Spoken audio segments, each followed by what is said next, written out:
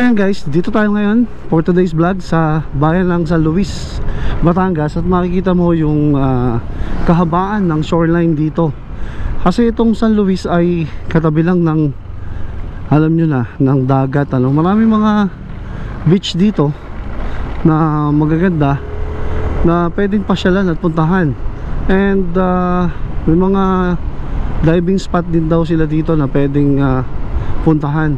So doon sa mga naghahanap ng lugar, pwede nating isuggest itong bayan ng San Luis, Batangas sa isa sa mga pwede nyong pasyalan, mga kapanalig. Ngayon doon tayo galing nung nagdaan kasama yung 01 Moto sa lugar na yon.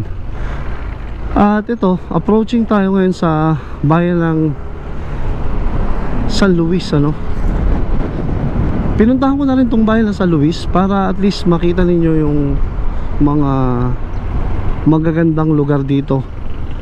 At isa na dito yung lugar ng Balete, na kung saan ay nasa tabi talaga ng dagat.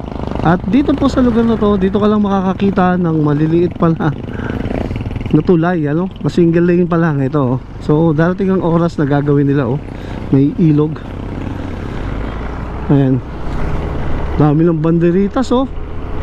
Super, ang ganda. Siguro magpipiesta dito, kaya ganito ang daan, ano. Maraming banderitas.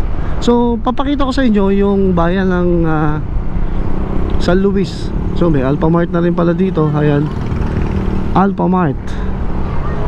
Yung kabilang side po natin kasi yun, diretso yun sa dagat.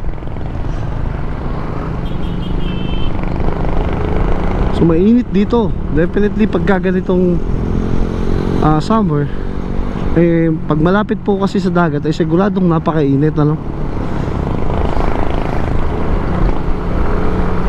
So yan, approaching tayo po sa town proper ng San Luis, ano. At ito, nakakita ulit tayo ng tulay na maliit. Ito pong tulay, hindi po pwede magsalubong. Kita nyo, ang tricycle at yung kotse ay hindi po pwede magsalubong. Ganun po kaliit yung tulay, ano. Hindi ka pwede magsalubungan. At kung hindi mo kabisado, medyo paakyat, ayun, delikado, no.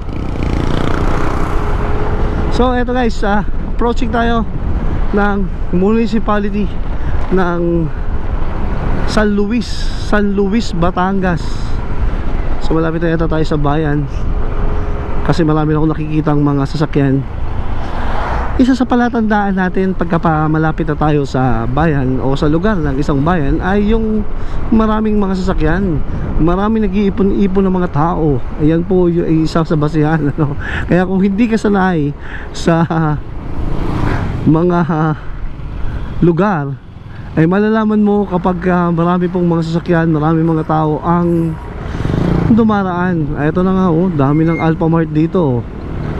Indikasyon lang yan na boom po yung tourism dito sa paglalagay ng mga ganyang establishment. Kasi pagdating ng hating gabi, sigurado yung mga nag-outing walang mabibilihan.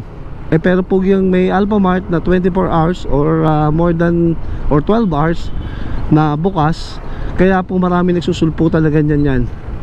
At dito nga po pala ngayon ay ginagawa ang karsada. May mga road at saka yan, yung tulay pinaluluang nila, oh. Kaya medyo may konting, hindi naman traffic, kasi hindi naman ganun karami yung sasakyan talaga. So yun yung pinuntahan namin dati. Isa na maganda rin yung lugar, ano.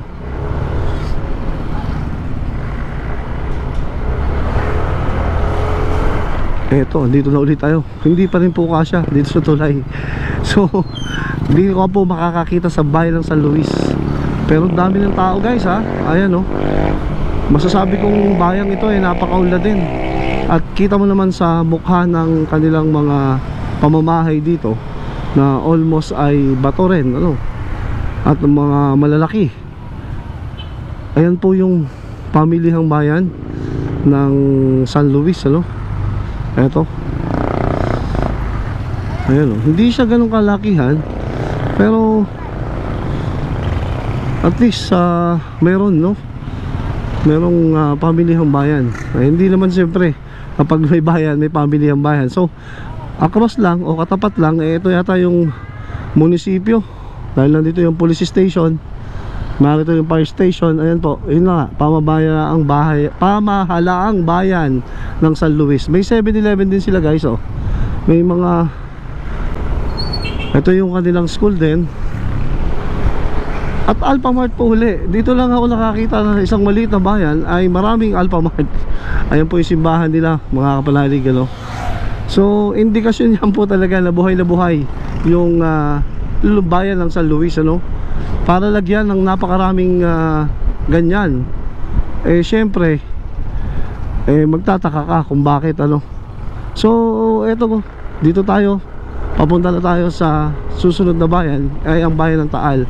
So sa mga nakapanood po ng aking vlog dito sa bayan ng San Luis, may mga talipa pa rin sila dito, mga dami din tinda. Maraming salamat po sa inyo. And hopefully makapagbigay pa ako sa inyo ng maraming pang vlog sa mga susunod na araw.